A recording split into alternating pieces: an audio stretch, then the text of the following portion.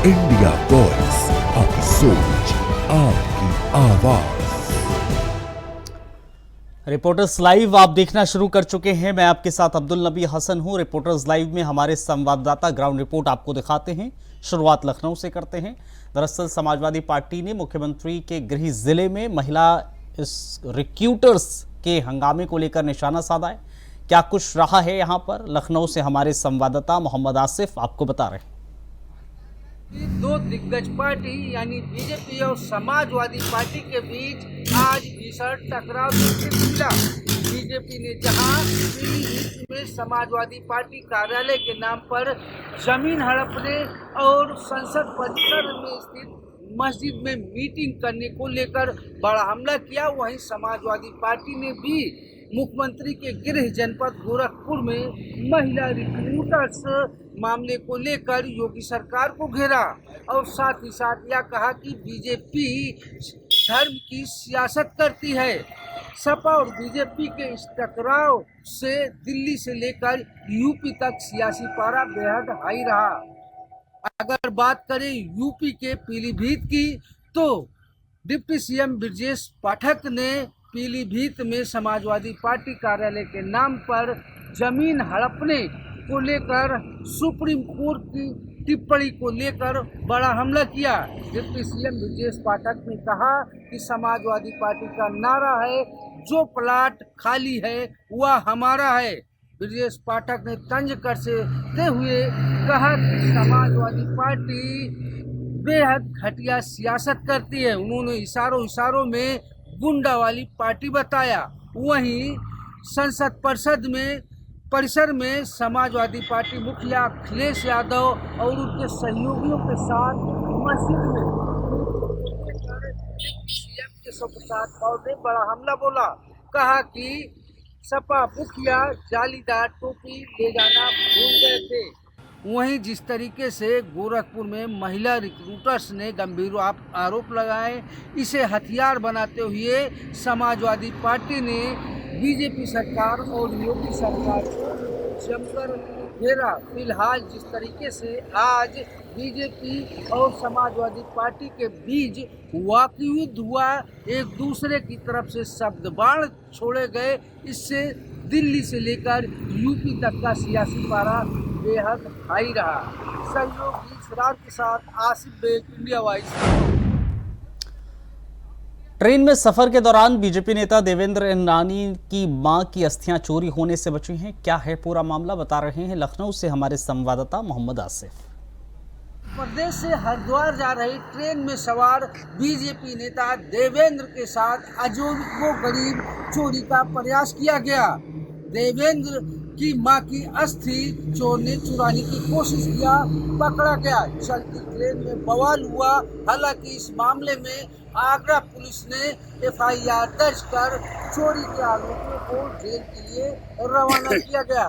दरअसल मध्य प्रदेश के रहने वाले भाजपा नेता देवान की मां का स्वर्गवास हो गया था। वह अपनी मां की अस्थि कलश लेकर हरिद्वार जा रहे थे। मुरैना और आगरा के बीच चोर ने अस्थि कलश चुराने का प्रयास किया। हालांकि चोर को यह पता नहीं था कि यह अस्थि कलश है। उसे यह लगा कि इस डिब्बे में कोई कीमती सामान रखा है, लेकिन चोरी करते समय देवेंद्र जग गए और चोर को पकड़ लिया। चलती ट्रेन में ही उसकी पिटाई की और पुलिस के हवाले कर दिया। जीआरपी ने चोरों के खिलाफ मुकदमा पंजीकृत कर सभी को जेल भेज दिया। हालांकि इस दौरान बीजेपी नेता देवेंद्र ने चोर की पिटाई भी किया। फिलहाल जिस तरह से अस्थि कलश चोरी का प्रयास किया गया, हालांकि देवेंद्र के सतर्क रहने से चोर पकड़ा गया, लेकिन चलती ट्रेनों में जिस तरह से चोर उचक्के पूरी तरह से सक्रिय हैं, इसका जीता जागता नमूना एमपी से हरिद्वार जा रही ट्रेन में देखने को मिला। फिलहाल देखना यह होगा कि जिस तरीके से ट्रेनों में लूटपाट, चोरी और छिनैती की वारदात होती है, इस पर जीआरपीएफ और आरपीएफ कितनी सक्रियता दिखाता है। सहयोगी इसरार के साथ आसिफ बेग, इंडिया वॉइस। उत्तराखंड में पंचायत चुनाव अपने चरम पर है और पहले चरण का मतदान अब अंतिम दौर में पहुंच गया है। इस दौरान क्या कुछ प्रशासन की तैयारियां हैं, बता रहे हैं देहरादून से हमारे संवाददाता हितेश त्यागी। पंचायत चुनाव की जो सरगर्मी है वो तेज हो रखी है और ऐसे में पहले चरण का दौर अब थमने वाला है, क्योंकि कल मतदान है, वोटिंग है। इसी लिहाज से जो कर्मचारी हैं वह अपने अपने गंतव्य की ओर पहुंच चुके हैं। उनकी जो तैयारियां हैं वो पूरी हो गई है। निर्वाचन आयोग की अगर हम बात करें, उन्होंने भी अपने आला अधिकारियों को निर्देश किए गए हैं कि पूरा पुख्ता इंतजाम वहां पर किए जाएं। इसी लिहाज से मुख्यमंत्री पुष्कर सिंह धामी ने भी आला अधिकारियों को निर्देश दिए हुए हैं कि बहुत ही सकुशल यह मतदान संपन्न होना चाहिए। ऐसे में लगातार जिस तरीके से पंचायत चुनाव चल रहे हैं, तो ऐसे में युवाओं ने भी प्रतिभाग करने की कोई कसर नहीं छोड़ी है।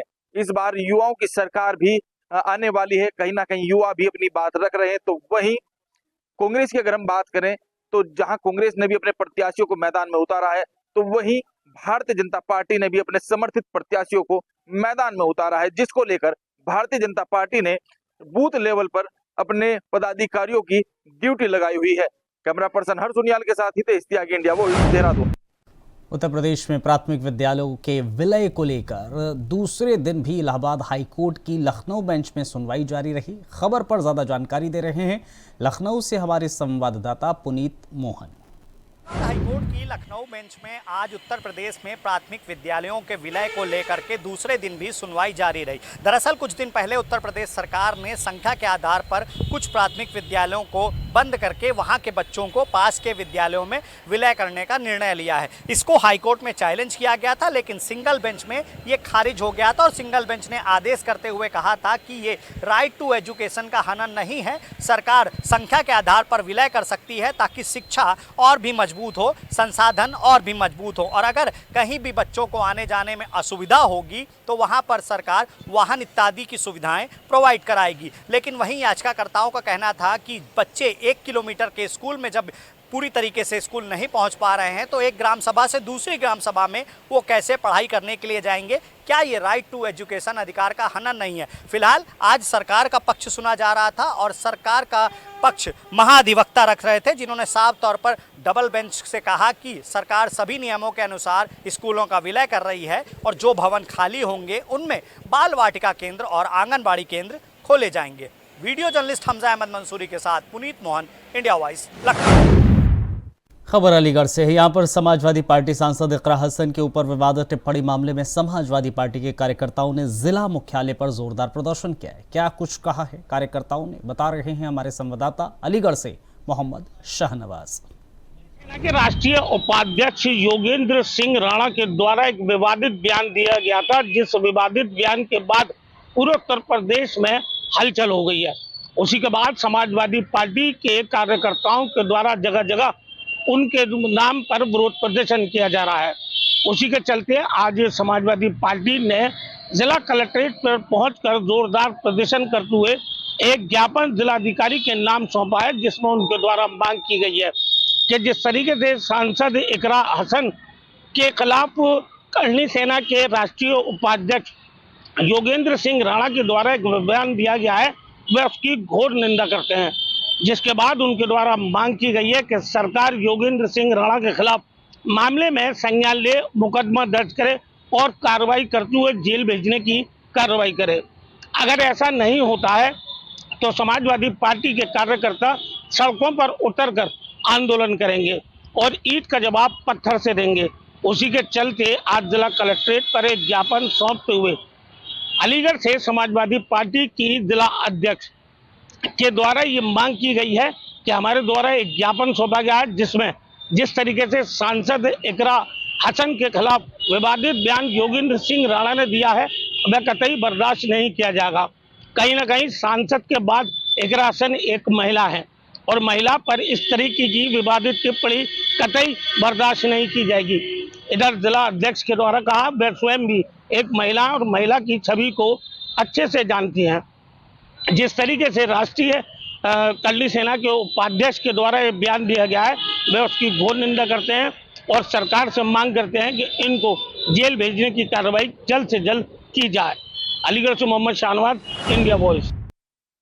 खबर लखनऊ से है। परिवहन मंत्री दयाशंकर सिंह के आदेश पर बिना टिकट यात्रा कराने पर परिचालक पवन कुमार शुक्ला की सेवा समाप्त कर दी गई। पूरा मामला क्या है बता रहे हैं लखनऊ से हमारे संवाददाता अमान।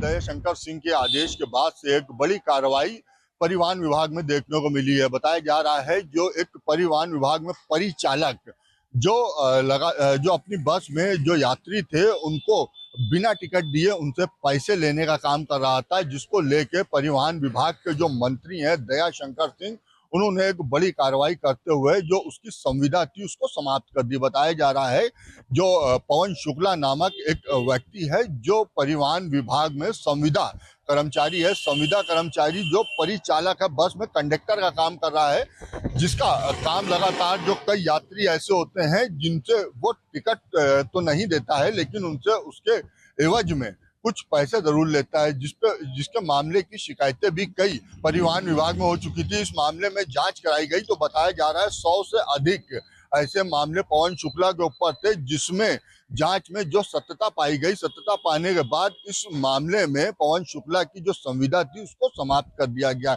बताया जा रहा मौके पे जो बस चल रही थी उसमें 9 से 11 यात्री ऐसे थे जिनके पास टिकट नहीं था, लेकिन उनसे पैसा, उस यात्रा के एवज में पैसा पवन शुक्ला द्वारा ले लिया गया था। इस पूरे मामले में जो परिवहन मंत्री हैं दयाशंकर सिंह, उन्होंने संज्ञान लेते हुए उस पूरे मामले में एक बड़ी कार्रवाई की है। जो परिचालक पवन शुक्ला है उसकी संविदा समाप्त करते हुए उसको नौकरी से निकाल दिया गया। लखनऊ से मोहम्मद अमान। खबर अलीगढ़ से है जहां पर पुलिस ने अवैध तमंचों की फैक्ट्री पकड़ ली है। इस दौरान क्या कुछ मौके पर बरामद हुआ है बता रहे हैं अलीगढ़ से हमारे संवाददाता शाहनवाज हुसैन। थाना गांधी पार्क पुलिस और सर्विलांस की संयुक्त टीमों के द्वारा एक अवैध शस्त्र बनाने वाली फैक्ट्री का पर्दाफाश किया है, जिसका खुलासा एसपी सिटी मृगांक शेखर पाठक के द्वारा किया गया है। इधर पूरे मामले में एसपी सिटी मृगांक शेखर पाठक के द्वारा बताया गया थाना गांधी पार्क पुलिस और सर्विलांस पुलिस टीम के द्वारा अवैध शस्त्र की फैक्ट्री बनाने वाली एक फैक्ट्री का भांडाफोड़ किया है, जिससे चलते मौके से एक आरोपी को गिरफ्तार किया है। हालांकि इस कार्रवाई में 2 आरोपी मौके से फरार हो गए हैं। इधर पूरे मामले में एसपी सिटी मृगांक शेखर पाठक के द्वारा बताया गया कि थाना गांधी पार्क इलाके होटल एवेन्यू के पास एक अर्धजला जो मकान था, जो कि खंडर था, उसमें अवैध शस्त्र बनाने की फैक्ट्री संचालित थी। मौके पर पहुंची सर्विलांस और गांधी पार्क पुलिस टीम के द्वारा कार्रवाई करते हुए वहां से उपकरण बरामद किए गए हैं। भारी तादाद में अवैध शस्त्र बनाने वाले उपकरण बरामद किए गए हैं, जिसके चलते पुलिस ने मौके से 23 बने और अधबने अवैध शस्त्र बरामद किए हैं। इधर पुलिस ने पकड़े गए आरोपी से लगातार पूछताछ करना शुरू कर दी है। हालांकि इस मामले में एसपी सिटी मृगांक शेखर पाठक का द्वारा बताया गया है कि जो भी इसके पीछे और जो भी इस गैंग को चला रहा है, जल्दी पुलिस उनको भी गिरफ्तार करके अग्रिम कार्रवाई करेगी और खुलासा करेगी। फिलहाल अभी एक आरोपी से लगातार पूछताछ जारी है। भारी मात्रा में अधबने और बने अवैध शस्त्र पुलिस के द्वारा बरामद किए हैं। अलीगढ़ से मोहम्मद शाहनवाज, इंडिया वॉइस। छत्तीसगढ़ में पूर्व मुख्यमंत्री भूपेश बघेल के बेटे चैतन्य बघेल की गिरफ्तारी के बाद प्रदेश की सियासत गर्मा गई है। इस दौरान क्या कुछ हुआ है बता रहे हैं हमारे संवाददाता छत्तीसगढ़ से मनोज शुक्ला। मंत्री भूपेश बघेल के बेटे चैतन्य बघेल की गिरफ्तारी के बाद छत्तीसगढ़ की सियासत में एक बार फिर से भूचाल देखने को मिल रहा है। जी हां, दरअसल छत्तीसगढ़ कांग्रेस ने कल अदानी के खिलाफ नाकेबंदी करके पूरे प्रदेश में एक हलचल सी मचा दी है, जिसको लेकर भाजपा ने प्रेस वार्ता करके कांग्रेस के चैतन्य बघेल को नया शहजादा बतलाकर एक बार छत्तीसगढ़ की सियासत में फिर से भूचाल सा ला दिए हैं। दरअसल छत्तीसगढ़ में डिप्टी सीएम अरुण साव ने एक प्रेस वार्ता करके चैतन्य बघेल को कांग्रेस का नया शहजादा बतला दिया, जिससे लेकर छत्तीसगढ़ में सियासत और भी गर्मा गई है। आपको बता दूं, छत्तीसगढ़ कांग्रेस ने चैतन्य बघेल की गिरफ्तारी के बाद पहले से ही छत्तीसगढ़ की सियासत गर्म देखने को मिल रही थी, लेकिन उसके बाद डिप्टी सीएम ने प्रेस वार्ता करके चैतन्य बघेल को नया शहजादा बतलाकर छत्तीसगढ़ की सियासत ने और भूचाल सा ला दिया है। दरअसल भूपेश बघेल के बेटे चैतन्य बघेल के ऊपर हजारों करोड़ के घोटाले के मामले में ईडी द्वारा रिमांड पर लिया गया था। उसके बाद 14 दिन की न्यायिक हिरासत में चैतन्य बघेल को जेल हो गई। उसके बाद बीजेपी द्वारा प्रेस कॉन्फ्रेंस करके कवासी लखमा के मामले में कांग्रेस को चुप्पी साधना बताया।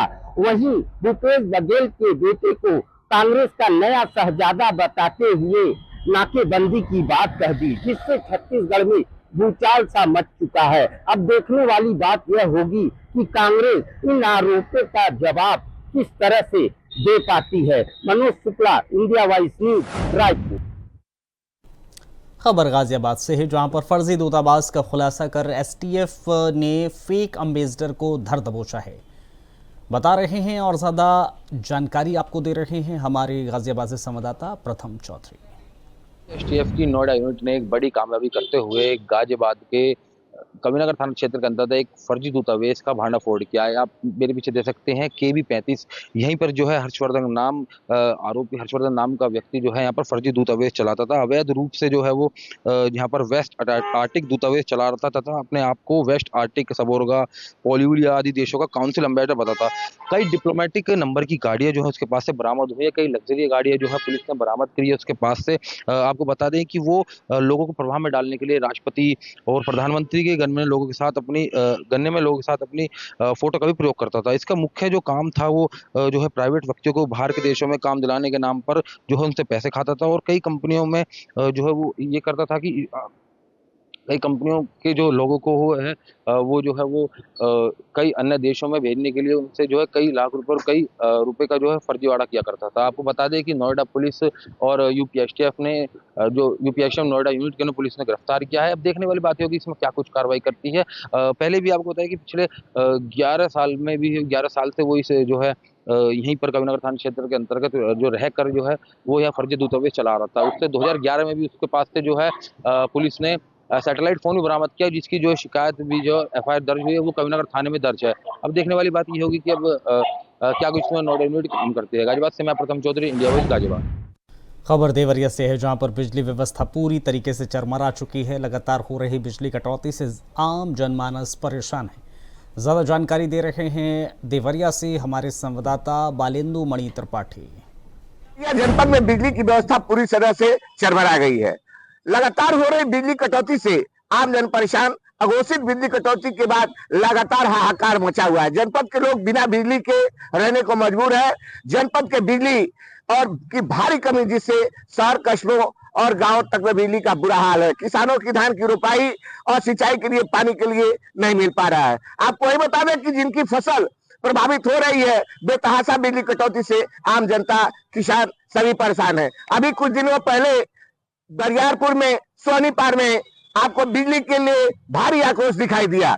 वहीं आपको बता दें कि जनपद देवरिया के विपक्ष के नेताओं का कहना है कि बिजली आपूर्ति सही नहीं मिल रही है। इसी से किसान, आम जनता परेशान है और खुद को ठगा महसूस कर रहा है। वहीं आपको बता दें कि रामनाथ देवरिया, शिवपुरम कॉलोनी, बुजौली कॉलोनी बिजली की व्यवस्था से बहुत ही चरमरा गई है। जब भी जेई एक्सीएन से बात किया जाता है वो सिर्फ आश्वासन देते हैं, आश्वासन के नाम पे कुछ भी नहीं होता है। देवरिया से बालेंद्र त्रिपाठी, इंडिया वॉइस। खबर अमरोहा से है, यहाँ पर चोर मंदिर में रखे दान पात्र को निशाना बना रहे थे। इस घटना की जानकारी पर और ज्यादा जानकारी दे रहे हैं अमरोहा से हमारे संवाददाता इमरान। अमरोहा में चोरों के हौसले इतने बुलंद हैं कि मंदिर परिसर में चोरी की वारदात को अंजाम दिया है। चामुंडा मंदिर में रखे दान पात्र और शिवलिंग को चोरों ने चोरी कर लिया है, जिसका सीसीटीवी वीडियो सोशल मीडिया पर वायरल हुआ है। घटना कैमरे में कैद होने के बाद मंदिर के पुजारी ने पुलिस से शिकायत की, जिसके बाद पुलिस ने इसमें जांच के बाद कार्रवाई करने की बात कही है। पूरा मामला अमरोहा जनपद के अमरोहा नगर कोतवाली क्षेत्र के शास्त्री नगर का है, जहां पर मोहल्ला शास्त्री नगर में एक चामुंडा मंदिर है, जिसमें एक शातिर चोर सातिरा तरीके से अब उसमें चोरी करता है, जिसमें सारी वारदात सीसीटीवी कैमरे में कैद होती है। मंदिर परिसर में रखे दान पात्र को चोरी कर लेता है, जिसमें लगभग 10,000 रुपये की नकदी थी, जिसको चोर ने चोरी कर लिया है। वहीं शिवलिंग भी चोरी करने का आरोप है। उसका मंदिर के पुजारी का कहना है कि मंदिर परिसर से शिवलिंग भी चोरी किया, जिसके बाद पुलिस इसमें जांच पड़ताल कर रही है। वहीं अमरोहा में ये पहला मामला नहीं है, लगातार अमरोहा में इससे पहले भी कई चोरी की वारदात सामने आई है। एक थाना अमरोहा देहात में मंदिर परिसर के दान पात्र को चोरी किया था, जिसका पुलिस ने सफल खुलासा कर लिया था, जिसमें एक आरोपी को पुलिस ने गिरफ्तार कर लिया था, जबकि दूसरा आरोपी अभी उसमें फरार चल रहा है। वहीं अमरोहा नगर में हुई इस चोरी की वारदात का पुलिस कब तक खुलासा कर पाती है और उस आरोपी को कब तक पकड़ पाती है, ये देखने वाली बात होगी। अमरोहा से इंडिया वॉइस के लिए मोहम्मद इमरान की रिपोर्ट। खबर बहराइच से है, जहां पर टिकोरा मोड़ पुलिस ने प्रतिबंधित थाई मांगुर मछली की खेप पकड़ी है। इस कार्रवाई को पर और ज़्यादा जानकारी दे रहे हैं बहराइच से हमारे संवाददाता महेश। बहराइच की टिकोरा मोड़ पुलिस ने आज एक पिकअप को पकड़ा है, जिसमें प्रतिबंधित थाई मांगुर मछली बरामद की गई है। बताया जा रहा है कि इस मछली को खाने से कैंसर जैसी गंभीर बीमारियां होती हैं। इन प्रशासन की लाख कोशिशों के बावजूद और लाख प्रयासों के बावजूद थाई मछलियों जो ये थाई मछली का जो यहाँ पर बिकना है, यहाँ आना है, वो बंद नहीं हो रहा है। आपको बता दें कि पिछले काफ़ी दिनों से थाई मंगूर मछलियों का बहराइच में आना बदस्तूर जारी है। पुलिस अपनी कार्यवाही कर रही है। पुलिस लगातार थाई मंगूर मछलियों को पकड़ भी रही है, लेकिन थाई मंगूर मछलियों का बहराइच में आना थमने का नाम नहीं ले रहा है। आपको बता दें कि ये थाई मंगूर मछली भारी तादाद में बहराइच आती है। ये जो आज खबर प्रयागराज से है, जहां पर सपा नेता अब्दुल्ला आजम खान को हाईकोर्ट से बड़ा झटका लगा है। क्या है कोर्ट का फैसला, बता रहे हैं प्रयागराज से हमारे संवाददाता श्वेब। खां की मुश्किलें कम होने का नाम नहीं ले रही। दरअसल इलाहाबाद हाई कोर्ट ने आज उनकी याचिका खारिज कर दी। उनकी तरफ से अब्दुल्ला आजम की तरफ से ये ट्रायल कोर्ट में जो फर्जी पासपोर्ट और पैन कार्ड का मामला चल रहा है, उसको उस पर रोक लगाने की मांग की थी, लेकिन कोर्ट ने उनकी ये मांग नहीं मानी है। उनकी तरफ से, उनके वकील की तरफ से इस तरह का भी पक्ष रखा गया था कि चूँकि बर्थ सर्टिफिकेट मामले में उनको सज़ा हो चुकी है, लेकिन अब्दुल्ला आजम की जो वकील है उस पर कोर्ट ने उन्हें राहत नहीं दी और अब कोर्ट ने एक तरह से उनकी याचिका खारिज कर दी। और जो ट्रायल कोर्ट रामपुर में ये पूरा मामला चल रहा है, जिसमें एक फर्जी पासपोर्ट और 2 पैन कार्ड का मामला है, वो आगे कंटिन्यू चलेगा। जो वकील हैं उनकी तरफ से बताया गया कि ट्रायल कोर्ट में मामला अपने अंतिम स्टेज में है, तो उम्मीद की जा रही है कि जल्दी। खबर पीलीभीत से, जहां सावन शिवरात्रि को लेकर पुलिस हाई अलर्ट पर है। क्या कुछ इंतजाम किए गए हैं, बता रहे हैं पीलीभीत से हमारे संवाददाता अमित पाल। आज विक्रम दैया के द्वारा गोलेश्वरनाथ बाबा पे जायजा लिया गया, मंदिर पर जाकर के जायजा लिया गया, जहां पर कांवड़ियों की सुरक्षा व्यवस्था को देखा गया। वहीं महंत लोगों को निर्देश दिए गए जो कांवड़िया आते हैं अच्छी तरह से सुरक्षित कांवड़ चढ़ाई जाए, ना ही कोई दंगा फसाद हो और ना ही किसी प्रकार की समस्या उत्पन्न हो। विक्रम दैया के द्वारा जो है कि पैदल चल के गश्त भी की गई और जो कांवड़िया लोग आ रहे हैं उनसे भी चर्चा की गई। किसी कासगंज जिले में जल भरने जा रहे 2 कांवड़ियों की सड़क हादसे में मौत हो गई। घटना पर ज्यादा जानकारी दे रहे कासगंज से संवाददाता अशोक। 3 कांवड़ियों को अज्ञात वाहन ने रौंदा, जिसमें 2 की मौके पे मौत। आपको बता दें पूरा मामला कासगंज जनपद के पटियाली थाना क्षेत्र के अलीगंज मार्ग का है। यहाँ पर कल देर रात अचानक 3 कांवड़िया जो एटा जनपद के जयद्रा थाना क्षेत्र के लालपुर गढ़ी निवासी सीतापुर के तंबोर में आज प्रशासन के जरिए अवैध अतिक्रमण के खिलाफ बड़ी कार्रवाई करते हुए बुलडोजर चला है। इस कार्रवाई पर ज्यादा जानकारी दे रहे हैं सीतापुर से हमारे संवाददाता नंद किशोर। जनपद में अवैध अतिक्रमण के खिलाफ बुलडोजर की कार्रवाई कर अवैध अतिक्रमण को ध्वस्त कराने का कार्य किया जा रहा है। ऐसा ही एक ताजा मामला जनपद सीतापुर के आदर्श नगर पंचायत तंबोर का है, जहां तंबोर की मुख्य बाजार में दुकानदारों के द्वारा अतिक्रमण कर रास्ते को जाम कर दिया गया है और लोगों को निकलने में कई। खबर बरेली से है, जहां पुलिस ने बड़ी कार्रवाई करते हुए करीब 20 टन अवैध शराब नष्ट की है। इस पर और ज्यादा जानकारी दे रहे हैं बरेली से हमारे संवाददाता अंकुर चौधरी। बरेली की फतेहगंज पश्चिमी पुलिस ने एक बड़ी कार्रवाई की है। बरेली फतेहगंज पश्चिमी पुलिस ने 20 टन अवैध शराब को नष्ट किया गया। ये कार्रवाई बरेली के वरिष्ठ पुलिस अधीक्षक अनुराग आर्या द्वारा की गई है। दरअसल आपको बता दें 227 मामलों में जब की गई है अवैध शराब को कोर्ट के न्यायालय के फैसले के बाद इसको नष्ट किया गया। वही चलिए रिपोर्टर्स लाइव में फिलहाल इतना ही, इजाजत दीजिए, नमस्कार।